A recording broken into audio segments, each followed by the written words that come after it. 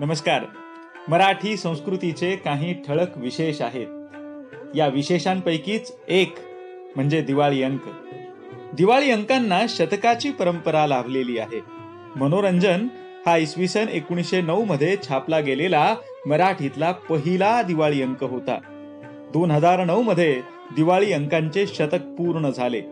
दिवाळीचा फराळ, फटाके, मिठाया या सगळ्यांसोबतच दिवाळी अंक ही सुशिक्षित, सुसंस्कृत आणि साहित्यिक घराण्यासाठी एक महत्वाची गोष्ट असायची.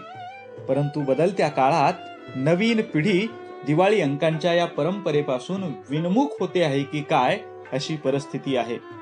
म्हणूनच तरुण पिढी दिवाळी अंकांच्या वाचन संस्कृतीशी जोडली जावी या हेतूने गतवर्षीपासून आम्ही विद्यार्थ्यांच्या माध्यमातून दिवाळी अंकांचा परिचय करून देण्याचा प्रयत्न करतो आहोत.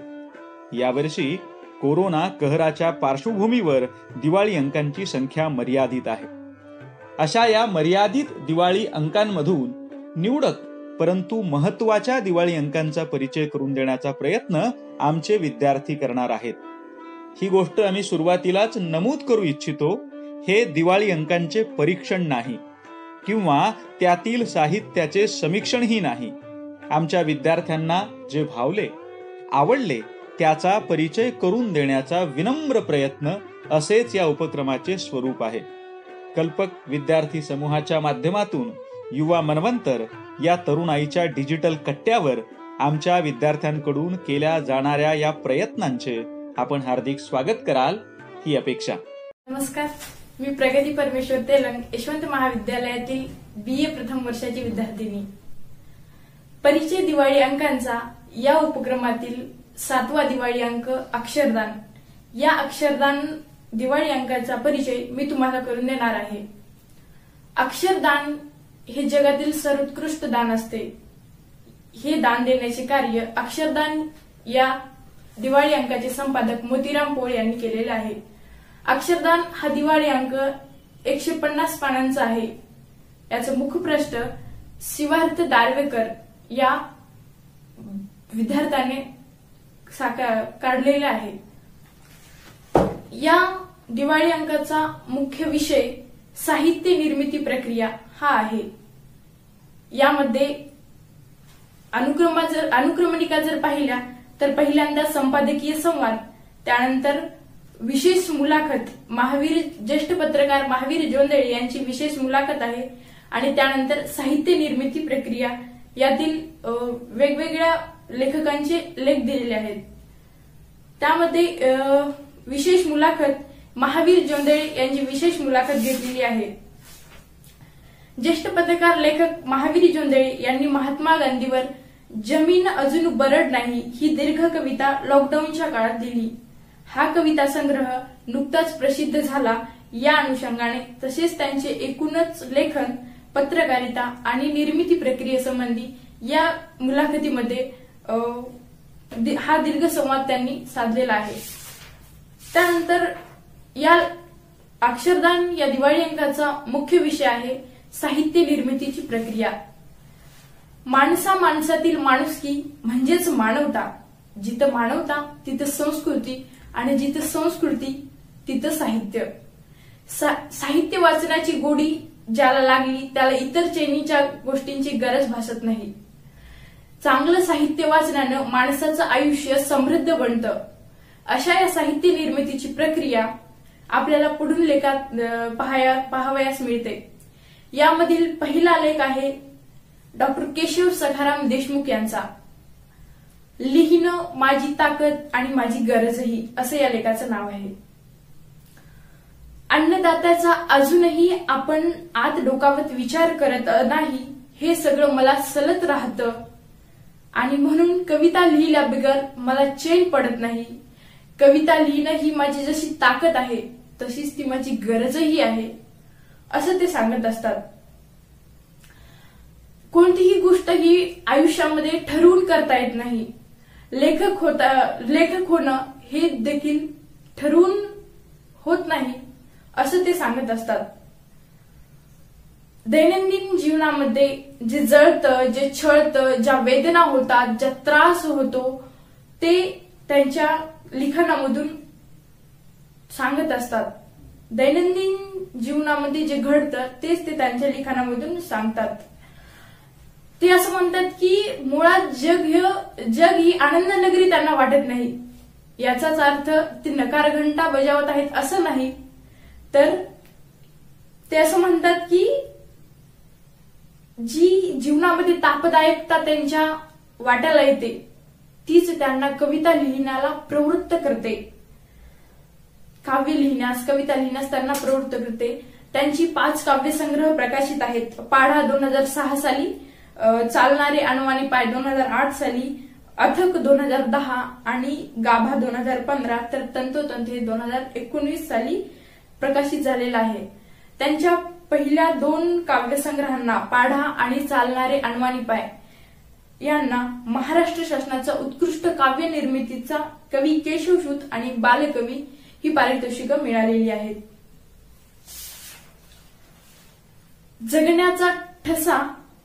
जगण्याचा वसा आणि माणसांचा ठसा ही त्यांच्या कवितेची कुंडली म्हटले तरी चालेल. त्यांचा जन्म सामान्य शेतकरी कुटुंबात झाला. तसेच त्यांचे आई वडील त्यांच्या आयुष्यामध्ये दीपस्तंभासारखे त्यांच्यासोबत उभे राहिले आणि त्यांची कृतज्ञता व्यक्त करण्याचं कार्य त्यांनी त्यांच्या लिखाणातून केलेलं आहे. खेड्यापाड्यातील प्रदेशाला शब्दांची वाचा फोडण्याचं कार्य त्यांनी त्यांच्या कवितेमधून केलेलं आहे. जसं की कुणबी मेलेला जिते फक्त रान, बाकी वनवन रानमाळ, अशा त्यांच्या कविता आहेत. तसेच शेती ही फक्त माणसांसाठीच नसते, तर ती प्राण्यांची देखील असते असं ते म्हणतात. आणि प्राण्यांवर सुद्धा त्यांनी काही कविता लेखन केलेलं आहे.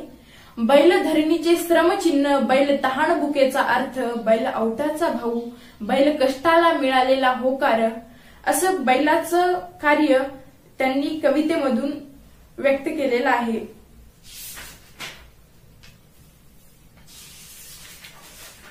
अशा प्रकारे त्यांनी त्यांच्या लेखामधून ग्रामीण जीवनातील, खेड्यापाड्यातील शब्दांना वाचा फोडण्याचं कार्य त्यांच्या लेखातून केलेलं आहे.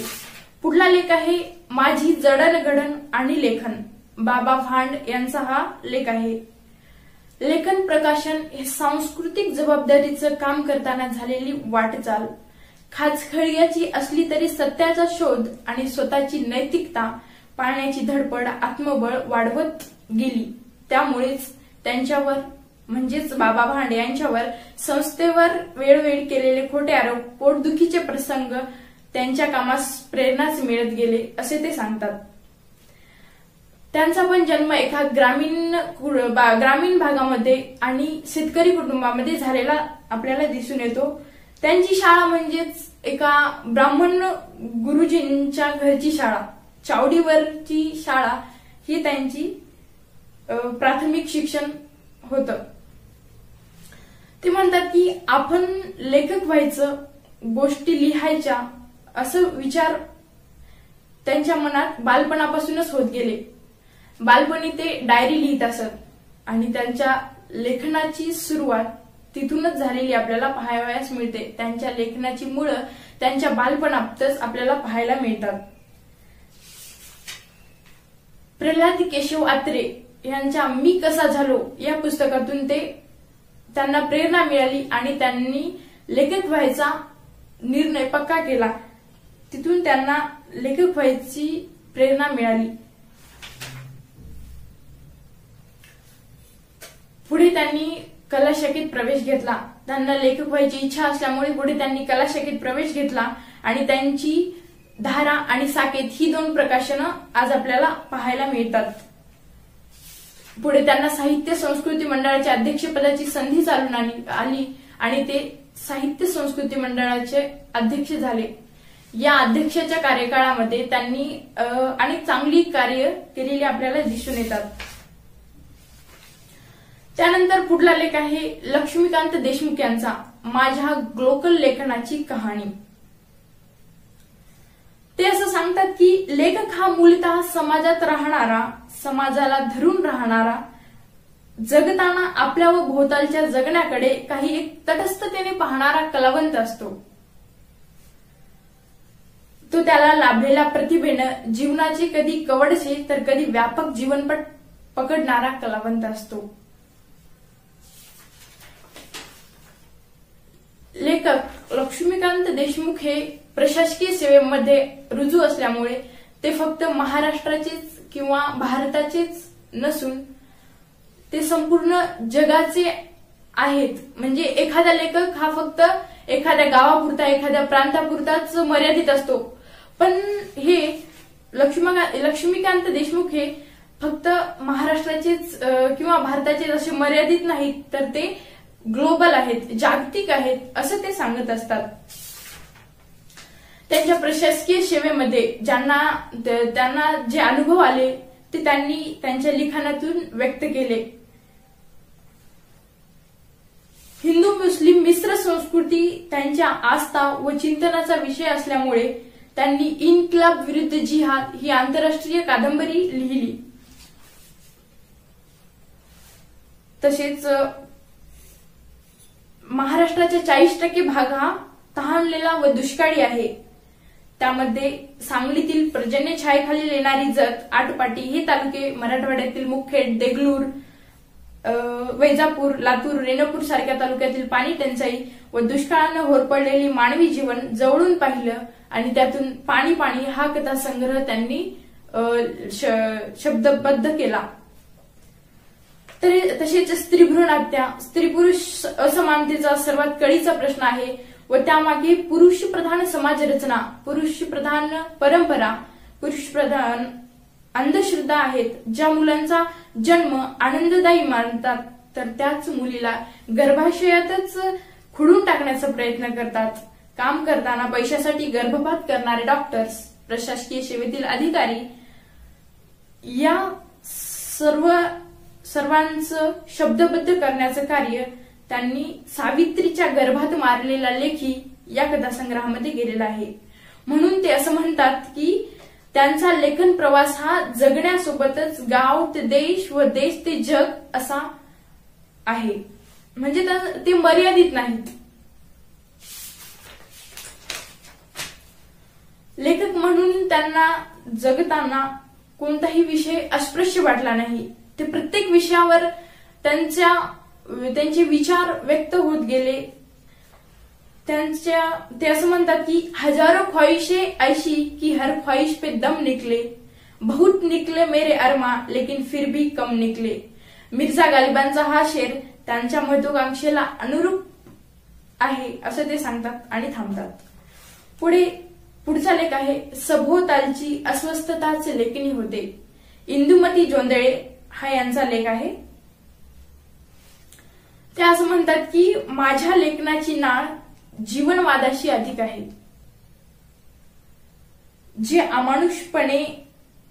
हे अमानुषपणे का? एकमेकांतला संवाद संपलाय, घराला मुखे पण आले, समाजबंध बाबळीच्या काट्यासारखे आतात सलत राहतात. सहिष्णुतेचं संपत चाललेल्या आजच्या समाजात मन ढवळून निघतं आणि अस्वस्थपणामुळे शांतीत हरवून जातं. मग या अस्वस्थ श्वासाची डायरी लिहून होते असं समाजातलं त्यांच्या अवतीभोवतीचा अस्वस्थपणा त्यांना लिहायला प्रवृत्त करतो असं त्या सांगत असतात. पुढे जाऊन त्या म्हणतात की मानवी जीवनाच्या आत न डोकवता केलं जाणारं वरवरचं लेखन त्यांना भावत नाही, रुचत नाही आणि ते पचतही नाही. नैतिक मूल्यांना बळ देता त्यांची लेखणी नैतिक मूल्यांना बळ देते. तसंच त्या चिंतन मनन केल्यानंतरच लिहितात आणि जीवनात सकारात्मक दृष्टी असेल तरच संकटावर मात करता येतो असं त्या सांगत असतात. त्या सातत्याने समकालीन वास्तव कवेत घेण्याचा प्रयत्न करतात व त्या म्हणतात की कोणताही लेखक कवी हा समकालीन वास्तव कवेत घेण्याचा प्रयत्न करीत असतो. पुढचा लेख आहे प्राध्यापक इंद्रजित भालेराव यांचा, सीख बाबा सीख कविता घडताना. या कवितेनं कायम विरोधी पक्षाचं काम केलंय आणि या कवितेचा कर्ता म्हणून मला लोकांनी कायम विरोधी पक्षाचा कवी समजलंय असं ते सांगत असतात. मला त्याचा खेदही नाही आणि उलट आनंदच आहे, कारण शासनाकडून त्यांना कधीच कुठलीही अपेक्षा नसते. उलट त्यांच्यावर प्रेम करणाऱ्या सरकारतल्या लोकांना त्यांना लगा लावून सांगावं लागतं की कृपया मला काहीच नको. हे त्यांनी त्यांच्या लेखातून सांगितलेलं आहे. सीख बाबा सीख ही शेतकऱ्यांची कविता त्यांनी शेतकरी आंदोलनाला पूरक ठरावी म्हणून लिहिली होती. पुढं त्यांनी या कवितेचे वेगवेगळे किस्से या लेखामध्ये सांगितलेला आहे. एक किस्सा त्यांचा असा आहे की 15 वर्षापूर्वी त्यांनी ही कविता आपल्या नांदेड येथील पीपल्स कॉलेजमध्ये एका स्नेह संमेलनामध्ये म्हटली होती. त्यामध्ये ते असं म्हणतात की मरू नको बाबा आता मारायला शिक. ही ओळ म्हणताच टाळ्यांचा प्रचंड कडकडाट होतो आणि त्यावेळेस कार्यक्रमाचे अध्यक्ष नांदेडचे समकालीन SP म्हणजेच नांदेडचे जिल्हा पोलीस प्रमुख असतात आणि ते नुकतेच उत्तर प्रदेशवरून इथं त्यांची बदली झालेली असते. उत्तर प्रदेशवरून ते आलेले असतात, त्यामुळे त्यांना मराठी जास्त समजत नाही. म्हणून ते प्राचार्याच्या कानात विचारतात की हा कवी काय म्हणतोय. तर प्राचार्य गडबडीमध्ये भाषा अनुवाद करून सांगताना ते हिंदी आणि इंग्रजीमध्ये अनुवाद करतात आणि ते असं म्हणतात की प्राचार्य SP ना सांगतात की ये पोएट बच्चों को मर्डर की ऑर्डर दे रहा है. तर ते SP असं म्हणतात की कवी तो बडा डेअरिंग बॅच दिखता है आणि अध्यक्षीय समारोपाला उठले तेव्हा ते म्हणतात की इंद्रजित भालेराव बोलतात त्यात काही गैर नाही. आज शेतकऱ्यावर वेळच तशी आली आहे. आम्ही तरी काय करतो, गुंड लोक माजले की आमच्या पोलिसांना सांगतो चकमकी घडवा आणि त्यांना मारून टाका. पण इंद्रजित भालेराव आणि आमच्यात एवढाच फरक आहे की आम्ही शिपायांना अँटी चेंबर मध्ये बोलावून त्यांच्या कानात सांगतो, तर भालेराव ही जाहीर माईक मधून सांगतात. असं त्यांच्या कवितेचं कौतुक झालेलं ते या लेखामधून सांगत असतात. त्यानंतर संस्कृतीचं संचित असं सिद्ध होत राहतं. डॉक्टर सिसिलिया कार्व्हालो यांचा हा लेख आहे. लेखनाची निर्मिती प्रक्रिया मला कासव अवस्थेसारखी वाटते. प्रतिकूल परिस्थितीत कासव आपली सारी इंद्रिय कवचाखाली ओढून घेतो आणि बाह्य परिस्थितीचा कानोसा घेऊन मग हळूहळू आपल्या इच्छित स्थळाकडे जाऊ लागतो. लेखनाच्या निर्मितीसाठी परिस्थितीतील संघर्ष पाहिल्यावर या घटना प्रसंगाने लेखक कवी अस्वस्थ होतो आणि त्या घटनावर आपले लक्ष केंद्रित करतो व लिहायला सुरुवात करतो असे त्या या लेखामधून सांगण्याचा प्रयत्न करतात.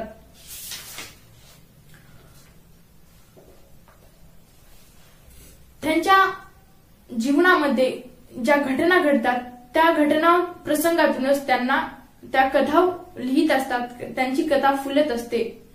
पावसाळ्याच्या दिवसात एखाद्या कौलारू घरात पाणी गळायला लागलं व कौलातून निथळणाऱ्या पागोळ्या गोळा करण्यासाठी सतेली, पातेली आणि बोळकी अशी छोटी छोटी भांडी ठेवली जातात. पाऊस तोच, पाणी तेच, पण त्यातील भांड्यानुसार त्याचा आकार बदलत जातो. या प्रतिभेचा पाऊस सुरू झाला व कल्पना आणि वास्तव यांचे एकरूपत्व साधून शब्द आणि संस्कृतीचे संचित असं वेगवेगळ्या आकार प्रकारातून सिद्ध होत राहतं हे सांगण्याचा प्रयत्न त्यांनी या लेखातून त्यांच्या केला आहे. त्यानंतर आपण पुढे पाहायला गेलं तर प्राध्यापक लीला शिंदे या समाजशास्त्र या विषयाच्या प्राध्यापिका आहेत आणि त्यांचा हा लेख आहे हीच खरी माझ्या लेखनाची प्रेरणा. या बालसाहित्यकार आहेत. त्या असं म्हणतात की बालसाहित्य लेखन करणं हे खूप जोखीमीचं काम आहे. बालकाचं पोरवय हे हळूहळू उमलायला हवं. बालकाचं बालसाहित्यातून मनोरंजन व्हायला हवं. तसेच त्यांच्यावर संस्कारही घडायला हवेत. बुद्धिमत्ता, कल्पकता, भावनात्मकता, स्मरणशक्ती, समाजशीलता यांचा उत्स्फूर्तपणे आविष्कार बालसाहित्यातून घडायला हवा आणि हे घडवण्याचं कार्य त्यांच्या साहित्यातून करत असतात. बालशिक्षण हे बालकेंद्रीय असावं. शिक्षण हे मातृभाषेतून घडावं. मातृभाषेतून शिक्षणाने बालकांमध्ये आत्मविश्वास येतो आणि तो वृंदीगत व्हायला लागतो. न्यूनगंड असुरक्षिततेची भावना विद्यार्थ्यांमध्ये येत नाही असं त्या सांगत असतात. आणि बाल मनावर कसे संस्कार घडावेत, बाल मनावर कसे संस्कार घडावेत याचा आढावा त्यांनी त्यांच्या लेखातून घेतलेला आहे. पुढे जर पाहिलं तर पुढचा लेख आहे लेखकाचं लिहिणं आणि त्याची वैचारिक भूमिका यात द्वैत नसावं. प्राध्यापक मिलिंद जोशी यांचा हा लेख आहे. ते असं म्हणतात की विचार कलहाचे रूपांतर व्यक्तिद्वेषात करणे ही मानसिक विकृती आहे. वैचारिक मोकळेपणाचा आदरच केला पाहिजे. काल मी जे विचार मांडले त्यापेक्षा वेगळे विचार आज जर मांडत असेल तर त्यामध्ये त्या वैचारिक अधपतन होण्याचं काही कारण नाही. नव्या अनुभवातून आलेली शहाणी व जुन्या विचारांचा त्याग करून मला नव्या विचारांचा स्वीकार करायला लावत असेल तर तो वैचारिक विकासच मानावा लागेल असं ते म्हणतात. शिक्षणाच्या निमित्ताने त्यांचे वडील पुण्यात वास्तव्याला आले होते. त्यांच्या लहानपणी त्यांच्या गावामध्ये ग्रंथालय नव्हते. बार्शीच्या सार्वजनिक वाचनालयामधून त्यांचे वडील सभासद होते व तिथूनच ते पुस्तक आणत आणि त्यांचे वडील पुस्तकं वाचत असत. यातूनच त्यांना प्रेरणा मिळत गेली व ते वाचत गेले आणि त्यांच्या लेखनाची मुळं त्यांच्या बालपणातच पाहायला मिळतात. त्यांचे वडील हे त्यांच्या लेखनाचे प्रेरणास्थान आहे असं म्हणायला हरकत नाही. त्यानंतर पुढचा लेख आहे मनातील सल व्यक्त करण्याचं साधन. डॉक्टर तस्नीम पटेल यांचा हा लेख आहे. त्या म्हणतात की खरं तर लेखन हा त्यांचा व्यवसाय नाही तर ते मनातील सल व्यक्त करण्याचं साधन आहे. चिंतेला चिंतनाचे आयाम देणे हीच त्यांच्या लेखनाची प्रक्रिया आहे. त्यांनी त्यांच्या वयाच्या 17व्या वर्षी लेखनाला सुरुवात केली. त्यांचा पहिला लेख मुस्लिम स्त्रीच्या स्वातंत्र्यासाठी मुस्लिम तरुणांनी पेटून उठा हा होता. हा त्यांचा लेख दैनिक प्रजावाणीत छापून आला आणि त्यानंतर तो दैनिक मराठवाडा, साधना साप्ताहिक, सत्यशोधक पत्रिकेत पुनर्मुद्रित झाला आणि एका रात्रीत डॉक्टर तस्नीम पटेल या लेखिका झाल्या. त्यानंतर तिथून त्यांचा उत्साह वाढत गेला आणि त्यांनी लिखाणाला सुरुवात केली. शिक्षण, समाज, स्त्री शिक्षण, धर्मांधतेविरुद्ध लढणे, एकात्म समाजासाठी चिंतन करणे, मुस्लिम समाजमनाचे अध्ययन करून आत्मचिंतन करणे हा त्यांच्या आवडीचा प्रांत आहे आणि यावर त्या लिहित असतात. शिक्षणामुळे लेखक घडत नाही तर विचार करण्याच्या शक्तीमुळे लेखन करण्यात लेखकाला प्रेरणा मिळते असे त्या सांगून थांबतात. पुढचा लेख आहे कवी कविता निर्मितीतून त्या काळाचं राजकारण खेळत असतो. अजय कांडर हा लेख अजय कांडर यांचा आहे. क्षणाक्षणाला जगण्यातील बदलणारं राजकारण आपल्याला कळत नसेल तर कवितेतून होणाऱ्या समाज बदलासाठी आपण योग्य शब्द बदलू शकत नाही. याच्या मुळाशी बाबासाहेबांची कविता घेऊन जावी असं त्यांना वाटलं आणि त्यांच्या 30 वर्षाच्या कालखंडात त्यांनी युगानुयुगे तूच ही बाबासाहेब आंबेडकरांवर कविता लिहिली. ही कविता लिहिताना त्यांना समाजामध्ये झालेला विरोध, समाजातून होणारा त्यांच्यावर अन्याय, अत्याचार या लेखामध्ये त्यांनी सांगितलेला आहे. तरीही समाजामधून कितीही विरोध झाला तरीही त्यांनी ही त्यांची कविता दीर्घ कविता लिहिली आणि ती यशस्वीरित्या लिहून काढली. या कवितेचा प्रवास त्यांनी त्यांच्या लेखातून आपल्याला सांगितलेला आहे. पुढचा लेख आहे भोवतालच्या अस्वस्थतेतून पाडाची निर्मिती. केळी फेके यांचे लेखक आहेत अशोक कौतिक कोळी. केळी फेको आंदोलनाच्या घटनेने त्यांच्या समोर मोठी संधी चालून आली आणि या सगळ्या प्रकारावर त्यांनी पाडा ही कादंबरी लिहिली. 2004 आणि 5 या आंदोलनाने जोर धरला होता आणि या आंदोलनामध्ये शेतकरी त्यांची केळी ही रस्त्यावर आणून फेकत होते. ज्या केळीला त्यांनी त्यांच्या मुलाप्रमाणे वाढवलं, मोठं केलं, तीच केळी ते त्या रस्त्यावर आणून फेकत होते. आणि हे किती म्हणजे हा केवढा उद्वेग, केवढा हा आत्मक्लेश, शेतकरी असे करू शकतात काय? पण ते तसं घडलं होतं. शेतकऱ्यांनी मेहनतीने पिकवलेले केळीचे घड रस्त्यावर आणून फेकले होते. या घटनेचा लेखकाच्या मनावर मोठा परिणाम झाला आणि त्यांनी पाडा ही कादंबरी लिहिली. ह्या कादंबरीचं म्हणजे ही कादंबरी सर्वसामान्यांना आपली वाटू लागली. सर्वसामान्यांचे यामध्ये वर्णन केलं असल्यामुळे ती सर्वांना आपली वाटू लागली. त्यामुळे समीक्षकाकडून या कादंबरीचे स्वागत होऊ लागले आणि या कादंबरीचं त्यांनी त्यांच्या लेखातून सांगितलेलं आहे. त्यानंतर पुढचा लेख आहे उद्योग विश्वावर क्षकिरण, टिकून राहण्याची जीवनावश्यक लस आणि इतर काही. किरण गुरव हा यांचा लेख आहे. ते जरी एक लेखनी कर्मचारी असले तरी त्यांचा मुळात डिप्लोमा अभियांत्रिकीचा आहे. ते अभियांत्रिकीचे विद्यार्थी आहेत. शिक्षणानंतर विविध कारखान्यातून त्यांना अनुभव आलेल्या विश्वाचं चित्रण त्यांनी जुगाड या कादंबरीमध्ये केलेलं आहे. जुगाड या कादंबरीचा जो प्रमुख पात्र आहे तो शशा या एका कामगाराचा आहे आणि या कामगाराला त्याच्या स्वतःच्या लग्नाच्या दिवशी ही सुट्टी मिळते की नाही, अशी सुट्टी मिळते की नाही याचं चित्रण या कादंबरीमध्ये, जुगाड या कादंबरीमध्ये त्यांनी केलेलं आहे. या शशानं तेजी आणि मंदी हे दोन्ही कालखंड जवळून पाहिलेले आहेत. हे जुगाड या कादंबरीमध्ये त्यांनी सांगितलेलं आहे. कादंबरीच्या शेवटीही शशाची नोकरीसाठी वणवण संपलेली दिसून येत नाही, पण जगण्यासाठी नोकरी असते, नोकरीसाठी जगणं नसतं हे त्या कादंबरीतील मुख्य पात्र असणारा शशा याला समजतं आणि हा त्या कादंबरीचा शेवट आहे. या कादंबरीचं वर्णन त्यांनी त्यांच्या लेखामधून केलेलं आहे. त्यानंतर पुढला लेख आहे शशिकांत शिंदे यांचा मनावर उमटलेला अमिट ठसा. निर्मम ही त्यांची कविता आहे. या कवितेतून ही त्यांची कविता अशी आहे की माझ्या आयुष्याचे झाले थोडे सोने थोडे लोहे, नाही लोहात गुंतलो नाही सोनियाचा मोह. अशी ही त्यांची कविता जगण्याचा सुंदर सिद्धांत सांगत असते. या कवितेचं चित्रण वर्णन त्यांनी या लेखातून केलेलं आहे. पुढचा लेख आहे खडकाळ माळरानात फुलून येते कविता.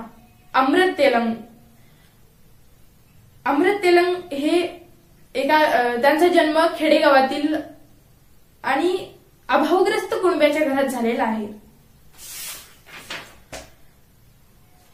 ते त्यांच्या कविता या दैनंदिन जीवन, त्यांच्या जीवनातील आजूबाजूच्या परिस्थितीतील शेतकऱ्यावर, शेतीवर आणि माळरानावर लिहित असतात. त्यांच्या मायदादांच्या सोबत जे रानातली कष्टाची कामे करताना त्यांना जे अनेकांची शेतीकामाची गुत्ते घेऊन पोटाची गार त्यांनी जी भरवली, या सर्वांचं वर्णन ते त्यांच्या कवितेतून सांगत असतात. इथं साहित्य निर्मितीची प्रक्रिया हा विषय संपलेला आहे. पुढं व्यक्तिचित्रण म्हणजे यामध्ये पहिलं व्यक्तिचित्रण आहे नायबराव श्रीकांत देशमुख यांचं, दुसरं गोरख गोंधळी सुरेंद्र पाटील, तर तिसरं शारदामाय प्रमोद माने. पहिलं व्यक्तिचित्रण आहे नायबराव. यामध्ये नायबराव हा एक शेतमजूर असतो. तो शेतातील सर्व कामे करतो. शेतातील सर्व कामे करून सुद्धा तो आनंदी राहतो. त्याच्या दैनंदिन जीवनामध्ये तो आपण तर सुखी राहतोच, पण आपल्यासोबतच इतर जण कसे सुखी राहतील याचा प्रयत्न तो करत असतो. स्वतः दुसऱ्याच्या शेतामध्ये मजुरीसाठी जाऊन जो त्याला पैसा मिळतो त्या पैशातूनच तो इतरांची मदत करतो, याचं चित्रण यामध्ये लेखकांनी आपल्याला केलेलं दिसतं. त्यानंतर गोरख गोंधळी, सुरेंद्र रावसाहेब पाटील यांचं हे व्यक्तिचित्रण आहे.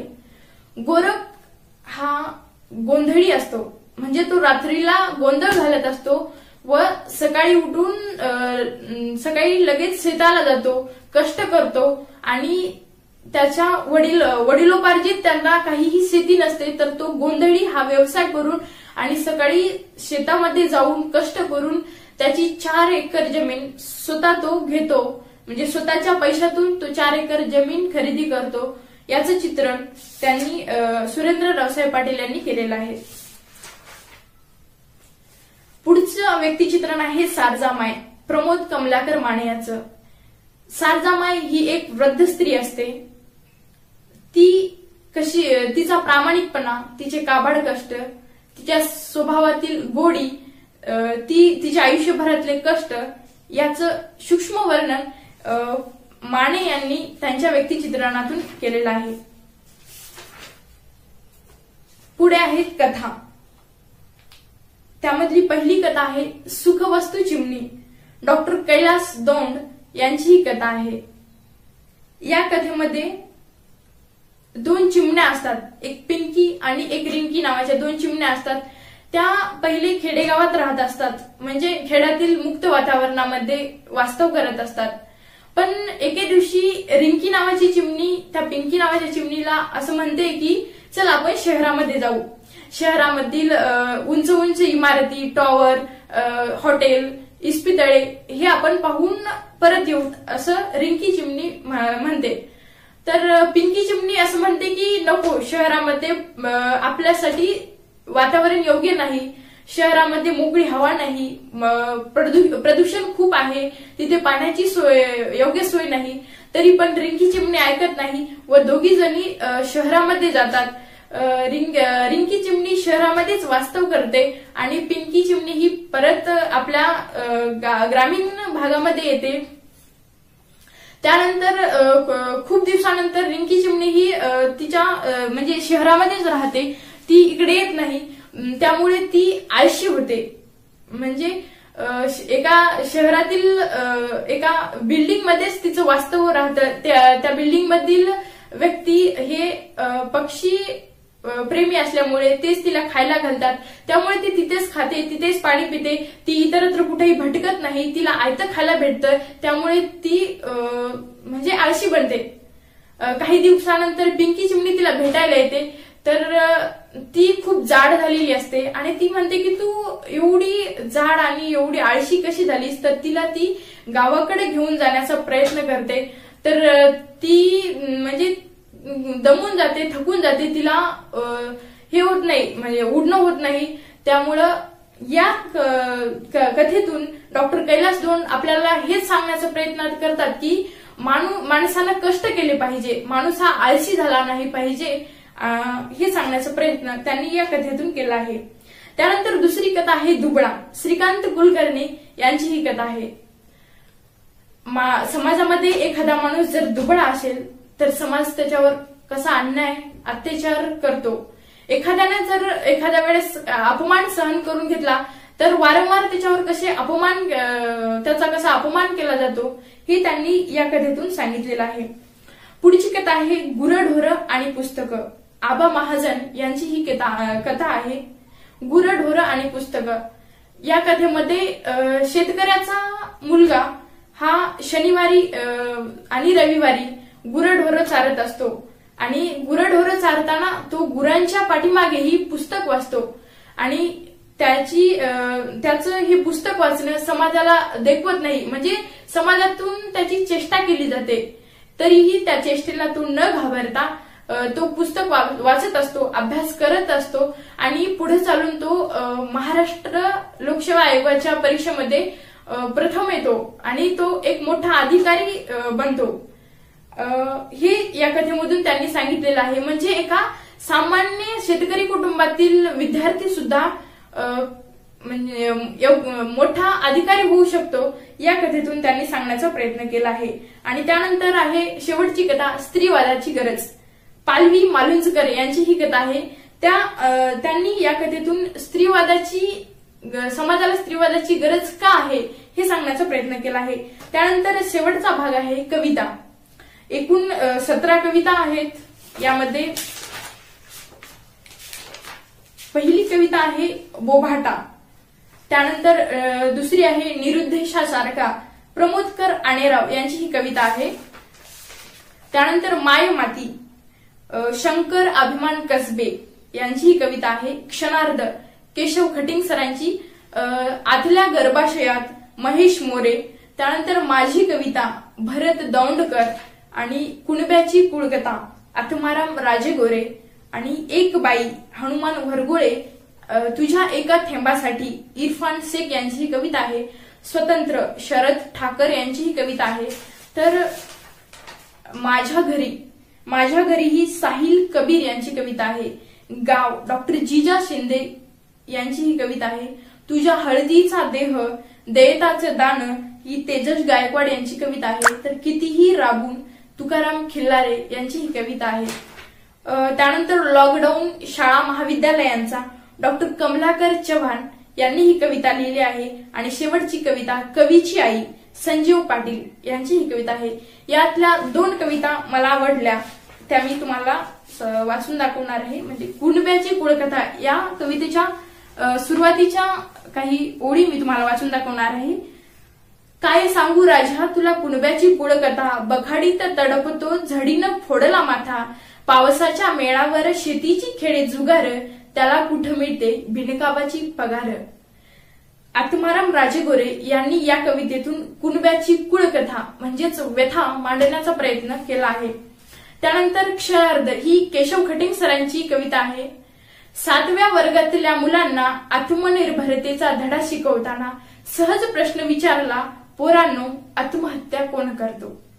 शेतकरी. पोरं क्षणार्धात उतरली. कुठलं गाईड वाचलं असेल या पोरांनी? कुठून आलं असेल त्यांना हे बिनपुस्तकी ज्ञान? हा क्षणार्ध अर्ध्या क्षणाचा आहे का?